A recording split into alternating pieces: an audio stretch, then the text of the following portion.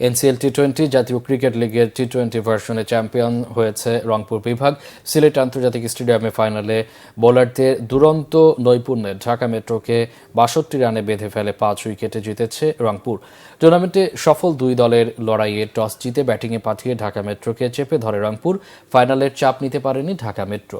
রংপুরের বোলিং তোপে প্রথম ওভারেই ফিরে যান ইমরানুজ্জামান। দ্বিতীয় ওভারেই বিদায় নেন অধিনায়ক নাইম শেখ। আগের ম্যাচে হাফ সেঞ্চুরি করা নাইম ফাইনালে আউট হয়েছেন ০ রানে। এক পর্যায়ে ১৬ রানে ৫ উইকেট হারিয়ে কঠিন চাপে পড়ে মেট্রো। এরপর দলের দুই অভিজ্ঞ ব্যাটার শামসুর রহমান শুভ ১৪ এবং মোসাদ্দেক সৈকত ৬ রান করে বিদায় নিলে ৩৮ রানে ৭ উইকেট হারিয়ে রংপুরকে চ্যালেঞ্জিং টার্গেট দেওয়ার আশা গুড়িয়ে যায় ঢাকা মেট্রোর। শেষ দিকে আবু হায়দার রানি ১৩ রান করলে দলীয় ইনিংসে ৫০ পেরিয়ে ৬২ রানে অল আউট হয় মেট্রো। রংপুরের বোলিংয়ে মাকিদুল ইসলাম মুগ্ধ এবং আলাউদ্দিন বাবু ১২ রানে ৩টি করে উইকেট নেন।